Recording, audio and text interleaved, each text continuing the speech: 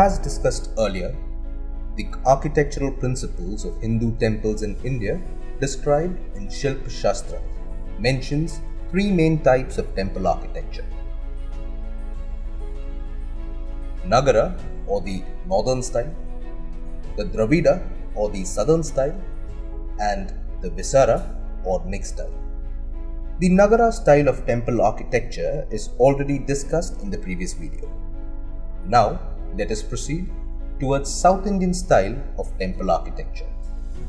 Let us begin with an introduction. Dravidian architecture or the South Indian temple style emerged in the southern part of the Indian subcontinent or South India and in Sri Lanka during the closing decades of the 7th century, reaching its final form by the 16th century. Dravidian style of temple architecture is characterized by its typical features. The main difference between the temples of Dravidian style and those of Nagara style is that the temples of the former style were not built on any raised platform from the ground level, unlike of the latter style of temple architecture. Unlike the Nagara temples, the Dravida temples are enclosed within a compound wall. The front wall has an entrance gateway in its center, which is known as Gopura or Gopuram. The shape of the main temple tower, known as Vimana, Shikara in Nagara style.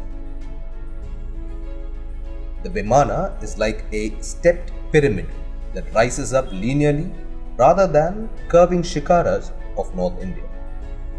In South India, the word Shikara is used for the crowning element at the top of the temple, which is usually shaped like a small stupika or an octagonal cupola.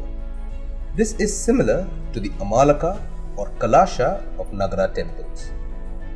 In the Dravidian style of temple architecture, unlike images in North India, we can see the sculptures of fierce Dwarpalas or doorkeepers, Mithun and Yaksha, guarding the temple. It is common to find a large water reservoir or a temple tank enclosed within the complex. Subsidiary shrines are either incorporated within the main temple tower or located as distinct separate small shrines beside the main temple. During the 8th to 12th centuries, the role of the temple was not limited to religious matters alone. Temples became rich administrative centers controlling vast areas of land. Now, shifting towards divisions of Dravida temples.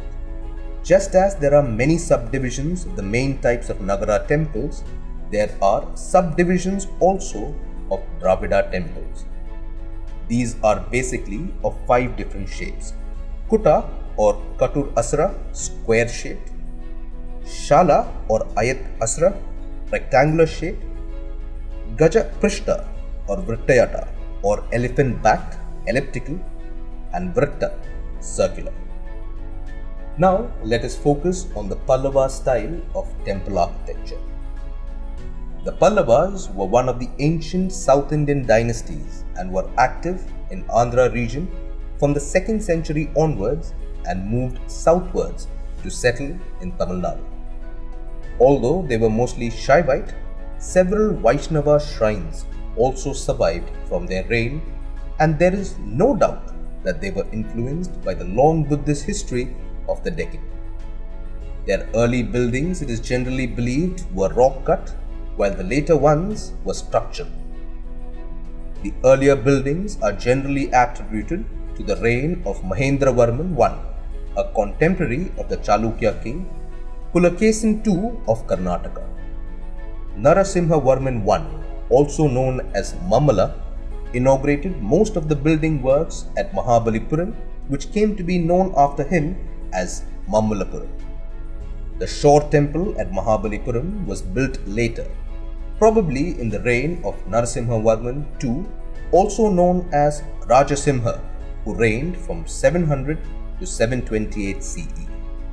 The shore temple is a structural temple and was built during the reign of Narasimhavarman II, also known as Rajasimha. The temple is facing east towards the sea and has three shrines, east and west to Shiva, and the middle for Vishnu, Ananta Shaila. This is unusual because temples generally have a single main shrine and not three areas of worship. This shows that it was probably not originally conceived like this, and different shrines may be added at different point of times. In the compound, there is evidence of a water tank, an early example of Gopuram, and several other images. Sculpture of the bull Nandi, Shiva's mount, lines the temple walls. The temple has suffered severe disfiguration due to erosion by saltwater-laden air over the centuries. Now, looking at the classification of Pallava temple architecture. The Pallava temple architecture can be classified into four groups according to the rulers and the features of temples they constructed. The first one is Mahendravarman group between 600 to 625 AD. Early temples of the Pallavas belong to King Mahendravarman I, 7th century. They were rock-cut temples, may be influenced by rock-cut architecture. Examples: Mahendravadi, Tiruchirappalli, etc. Shifting towards second, that is Narasimha or Mammala group between 625 to 674 AD.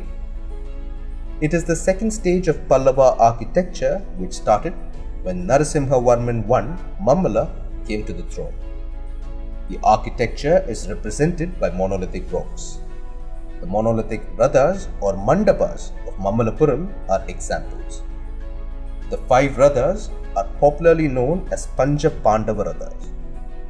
The third one is Rajasimha group between 674 to 800 AD. The group was under Narasimhavarman II, who was also known as Rajasimha. He introduced the structural temples and Gobara style in Pallava architecture. The Kailashnath temple at Kanchi and the Shore temple at Mahabalipuram are some of the examples. And the last one is Nandivaram group between 800 to 900 AD. Architecture mainly under the Pallava king Nandivarman Pallava. They also represented structural temples. The temples were generally small compared to the other groups. The Vaikunda Perumal temple, Tirunelveli, and Mukteshwara temple are some of the examples. Let us shift towards the Chola style of temple architecture. The Cholas of the Tanjore line, also known as the Imperial Cholas, ruled over most of the south for about 4 centuries, that is, 875 to 1175 AD. The early Chola temples were not large. Example: Vijayalaya, Cholishwara temple and the Brahmapurishwara temple, etc. By the beginning of the 11th century, large temples were built, owing to royal patronage, which had already been seen during the Pallava period. The best example is the Brihadeshwara temple at Tanjore. The temple is also known as Rajarajeshwara temple. It was completed around 1009 by Rajaraja Chola and is the largest and tallest of all Indian temples.